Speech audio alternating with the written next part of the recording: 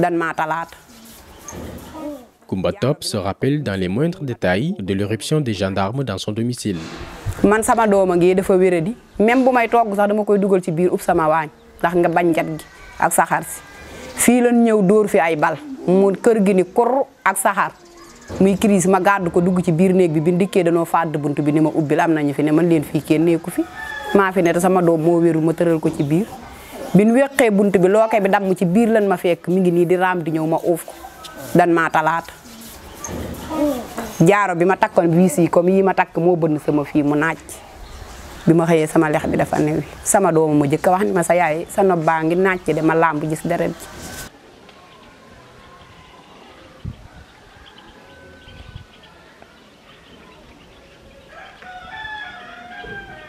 Dans le village de Tobène, on se souvient encore de cet épisode qui a rendu tristement célèbre leur localité.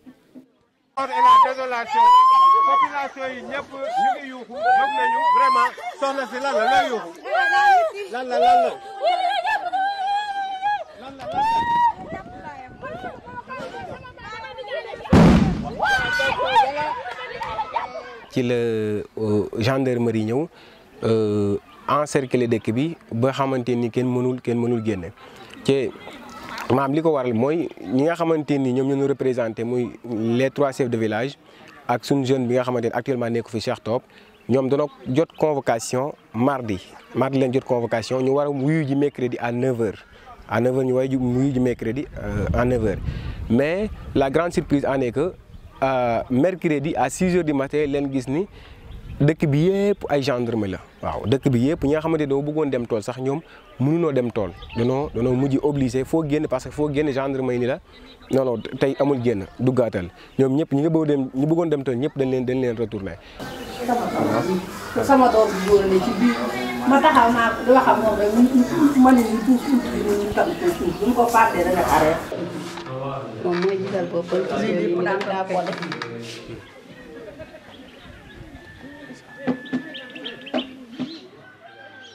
Ces hommes sont les dignitaires de Tobène. Leur opposition en août 2020 à une délimitation de terre par les autorités administratives leur a valu d'être arrêtés aux premières heures des tensions du mercredi noir.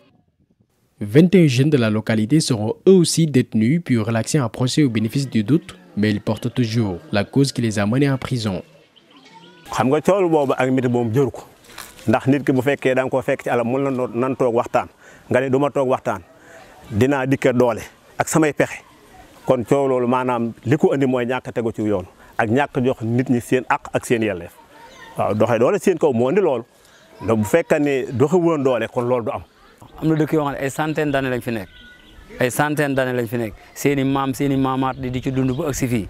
kon lañ doon dundee ba agsi fii nag seenu njaboot ñoo ci fas yéene dund ñun ñii sunu njaboot dañ ci fas yéene di dund. li tax muy mujj gu rafet mooy maanaam ñu jox nu ndàmpaay loo xam ne nii de mën a remplacer liñ doon def activités yi ñu doon def muy mbay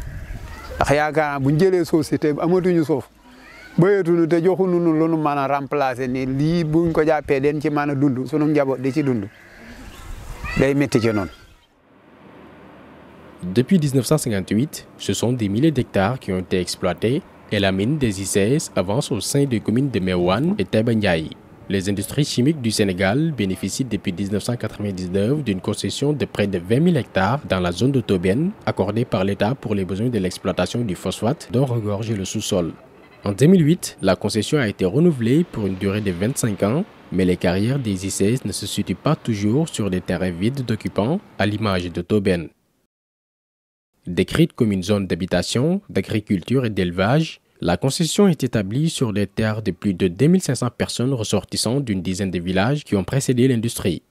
Avant leur déplacement, une indemnisation des impactés doit être faite au préalable selon les textes. Mais la fixation du montant oppose les dignitaires de Tobène aux industries chimiques. li ñu ma proposé kay moom néew na trop moom boo xoolee ñoom dañoo wax béremu département bi ci la ñu wax ni ci la ñu bëgg la ñu proposé parce que mooy hectare suuf 1,50 million ñu doog a compter garab yi ci ne bu dee mango ci ne 50 000 bu dee yeneen garab yi ci des muy dar kese 40 000 loolu nag boo xoolee néew na lool par rapport li nga xamante ni moom la ñuy récolter ci tool bi parce que boo xoolee tool yi mango yi donc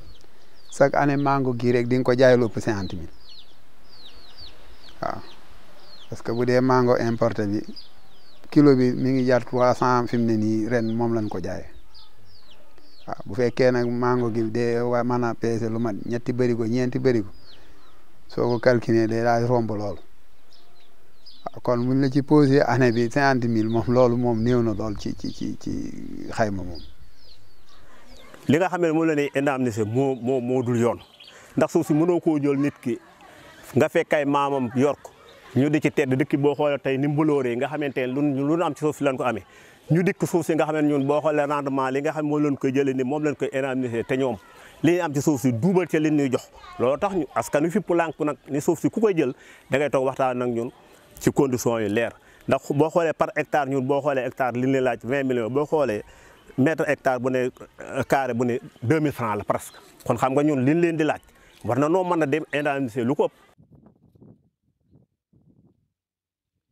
Lorsque les ICS ont besoin de terre pour l'avancée de l'exploitation de la mine, ils demandent au préfet de mobiliser la commission départementale de recensement et d'évaluation des impenses. Cette commission, présidée par le préfet, se compose d'autres autorités et de services administratifs, d'élus locaux et d'un représentant des ICS. Le processus de délocalisation des villages dans la zone minière est composé de plusieurs étapes. Après une délimitation de la zone par un géomètre commis par l'industrie, la commission se charge d'informer et sensibiliser les chefs du village et populations impactées avant de procéder avec eux au dénombrement des champs et des plantations. Le préjudice subi est évalué sur la base d'un barème dit consensuel qui renferme à lui seul toute une histoire et que les ICS ont officiellement rejoint en juin 2018. yàgg na parce que ñu ngi ko commencé depuis 2001 ci la ICS soxla woon li ñu naan sorte de tobeen ñoom ci lañ ko bëggoon exploiter fekk na nag am na ay peine ci biir parce que village yaa ngi fi population it seen tool yi am nañuy peine ci biir loolu moo waral le 8 février 2001 ñu créé benn cadre de concertation ba dañ ko tuddoon benn forum woote woon ko ci mbay loolu nag autorité yi la woon ak ICS ak population bi ci waxtaan woowee nag ci lañu trouvé une solution tëral benn barème boo xam ne barème bii nag ci la ñuy sukkandiku pour jéem cee dédommager ñi nga xam ñoo am peine ci secteur bi ñu soxla barème boobu ñu ngi ko négocié woon le 8 février 2001 ca cité mbay ay jamono yi amoon nañ consensuel ci barème boobu ba jubóo woon ci barème boobu ba moom lañ teg di ci dox depuis 2001 dox nañ ci 2001 toxal ci maanaam jël ci ay tool village bi ñu ne di nga xam ci lañ sukkandiku pour jël seen i tool Ngomeen ci lañ sukkandiku jël seen i tool Gàdde ci lañ sukkandiku jël seen i tool ba àgg Ndoyeen ñu ngi leen toxal en 2007 ñoom it ci loolu barème boobu ci lañ sukkandiku ba évaluer leen ci ba jël tool yi toxal dëkk bi 2007 lañ jël Ndoyeen ñu ngi ko toxal Taïba Ndiaye ci commune bu Taïba Ndiaye foofu lañ nekk léegi bi ñu génnee phase Ndoyeen boobu ñu attaqué deuxième phase bi loolu lépp boo xoolee 2007 2008 ba 2012 ci la ñu attaqué phase bi nga xam ne moo nekk diggante Jinge ak Mbaar mine bi soge Mbaar pour war koo yëkkati kon foofu li ñu jàll lépp depuis 2007 ak ba 2012 ay toor rek la ñuy confronté mais yëkkatuwuñu benn dëkk bi ñu demee ba ak Mbaar nag la ñu war a tuxal village boobu loolu lépp nag population yi fu ñu toll même ñi ngi wax ni barème bii dañ koo xeeb barème bii ICS di fay chaque évaluation bu ñëw rek dañ ko posé ni vraiment barème bi moom population bi xeeb nañ parce que barème bi dañ ko dafa tenir compte garab yi nga fi am rek peine bi nga fi am rek loolu la barème bi tënk mu ne lenn lu ne lañ la ca war a fay mais ba tey waxuñu ci suuf si loolu nag soo waxee état ñoom dañ naa suuf si moom titre foncier la parce que état bi daf ko jox ICS ni ko lu mu fa fekk ci peine loolu lay fay mais fayloo ko suuf xëy na moo tax saa bu ñu tegee question boobu loolu lañ lay tontoo bi ñu ko nee nag ba soge Mbaar pour ko fee jëlee lañ defaat benn lettre adressé ko directement président de la république ni ko nag lii moom jàpp nañ ni bu ci dëkk yëpp dee continuer di dox dina metti xañ na ci la ñu amalaat ay waxtaan pour xool nan la ñu gën a favoriser barème boobu mais taxul nit ñu mën a ñu yokk barème ci moment boobu. commune bu Daaru Xuddoos diggante Jambaalo ak Baal Sand am na piste bu ñu doon def foofu centrale li Evalène bi ne Taïba Ndiaye foofu lañ ko gën a essayé foofee lañ négocier barème bi ci information yi ñu jot foofu lañ ko négocier tenir compte ni nag tous les départements ci la ñuy tënku.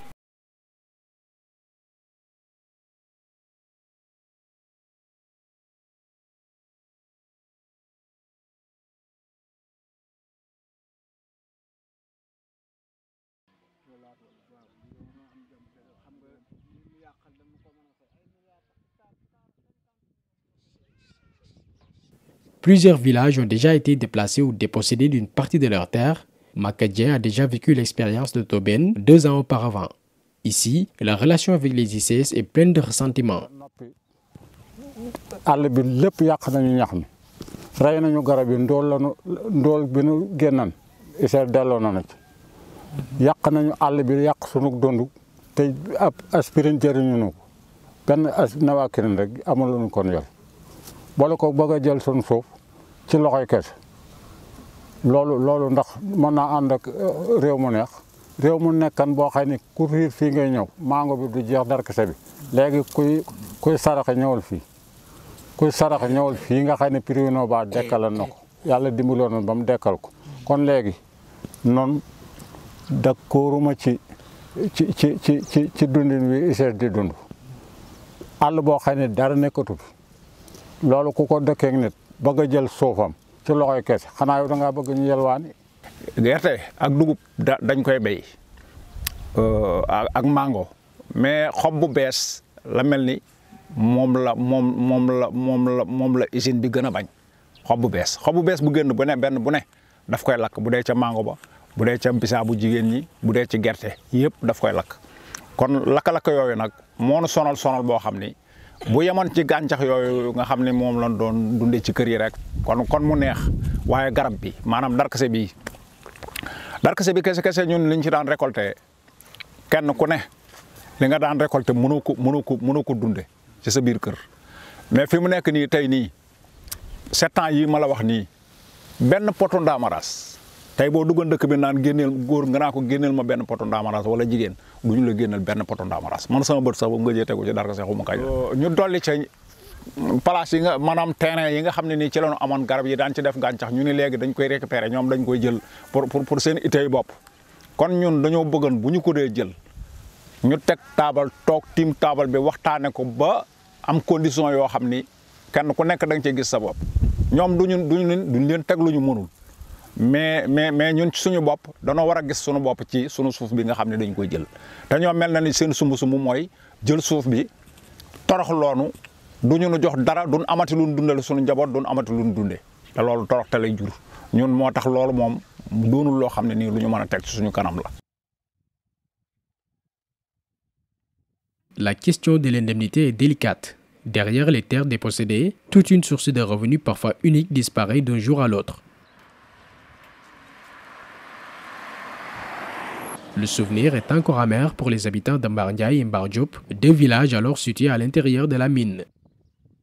dëkkinu mbaar gu jëkk ga ni ñu dëkkee woon amoon na sutura amoon na teraanga amoon na xéewal amoon na jàmm ñeent yi nag fu mu am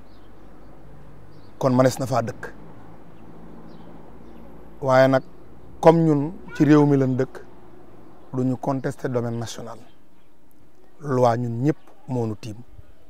ñu bàyyi woon na foofu ñu dëkk moo nu gën a leen fuuf fi nu indi waaye comme bu intérêt général taxawee moo man intérêt commun ñu ànd ci loi boobu noonu accepter leen ko waaye mbaar googu noonu lañu fa doon liggéey 24 heures sur 24 maanaam mën nga ci dund doo sax yëg réew ma naqari. En 2015, les ménages de ces villages ont reçu de la part de l'entreprise une indemnisation totale estimée à 7 milliards de francs CFA en suivant le barème de 2 millions négocié par les ICS. wax dëgg sunu borom juboo nañu ci maanaam garab 40 000 garab 40 000 boo ko xoolee mooy 225 pieds à l'hectare dal la fay jox 9 millions loolu lañ juboo anam boobu lañ déparé ak ñoom moom la ñu jëlee la tamit. dafa am lu xewoon bi ñuy évaluer Ndoyeen boobu commission bi dafa nekk Mewane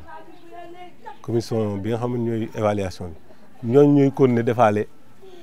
évaluation bâtiment yi maanaam ñoom ñooy def àll bi ñooy def bâtiment yi biñ demee Mbaar nag ñun dañoo gàntal lool dañuy jaaduwul parce que bañ ko gisee Ndoyeen dañuy gis erreur la parce que ab eaux et forêt mënul ñëw ci bâtiment bi xayma ko ba xam lan mooy peine bi loolu lañ njëkk a wax su pare ni ko dañoo bëgg urbanisme ñi nga xamante ni ñoom ñooy taxaw bâtiment ñoom ñu ñëw évaluer ko bi urbanisme ñëwee nag xam nga urbanisme moom bu tiimee bâtiment bi mën naa quantifier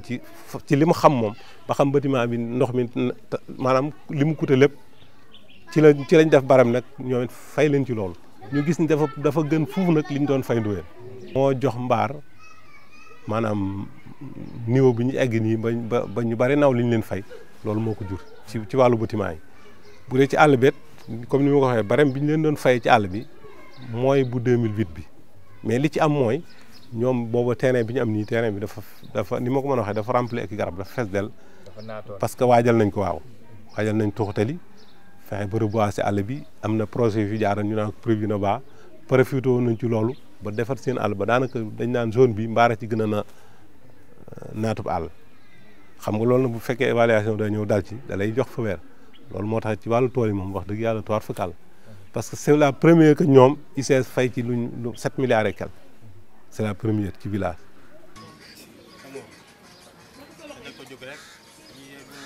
fi ne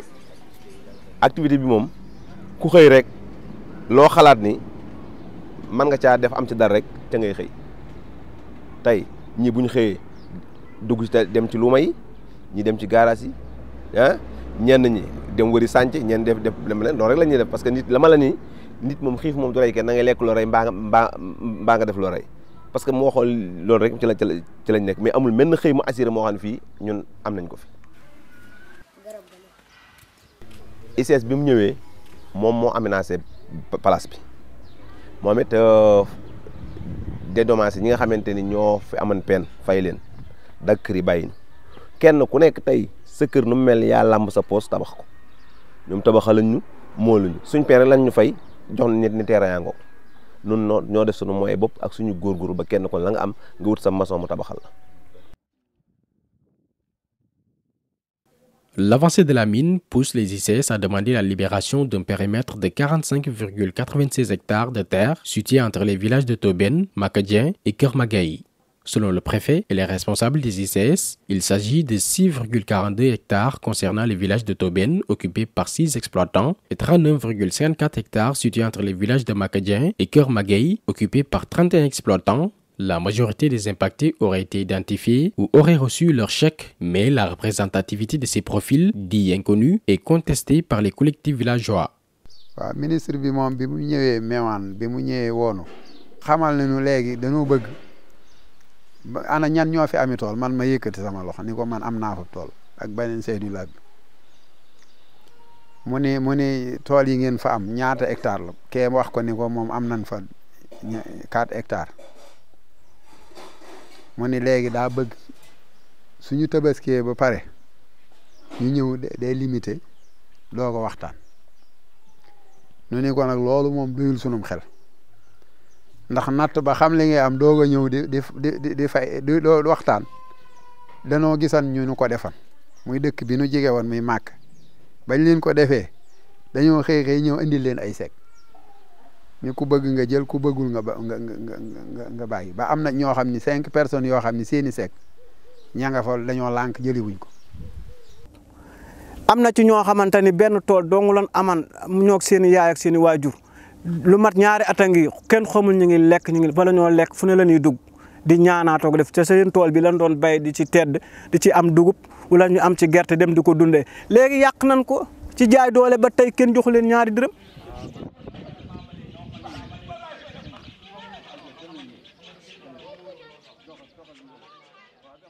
Les ICS se basent sur le barème fixé en 2014 entre l'État et les sociétés minières et prévoient de faire un don supplémentaire d'1 million de francs CFA à chaque concerné. Alors que pour les populations de Tobène, pas question d'être évaluées sur la base de ce barème inéquitable. Ils demandent pas moins de 17 millions par hectare. Pour Alassane Diallo, directeur général des ICS, il n'est pas question de négocier au cas par cas avec chaque exploitant. Un cas de figure intenable à son avis. Selon les ICS, le blocage actuel de Tobène a occasionné une perte de 200 000 tonnes de production de phosphate et aurait pu coûter les emplois de plus de 300 agents. Mais les collectifs menés par les chefs de village de Tobène ne sont pas prêts à céder. À ce jour, aucune issue ne semble se dessiner. Les négociations sont au point mort. Le gouverneur de la région est attendu pour une énième tentative de conciliation autour d'une indemnité à polémique. ICS ñun musuñoo am ak moom benn problème te tant que mu ngi jaar ci yoon du am ak moom problème waaye nag li nga xamante ne ñoom ñun moom lañ bëgg a dundee ku ko bëgg a jël moom da nga ne faataale waaye loolu moom duñ ko nangu moom. nan toog waxtaan ba jubbo loolu la ñuy xaar ci ICS di ko xaar ci autorité di ko xaar ci état bi parce que ñun amuñu lu dul suuf si amuñu lu dul sunu njaboot ci lañ leen di dundal kon buñ ko dee jël war nañ koo jël ci anam yoo xam ne nii suñu ko jëlee nun deenu maanaam sunu njaboot dee ci mën a gis seen bopp nu man cee gis sunu bopp ndax suñ ko joxee kat dañuy ñàkk partout moom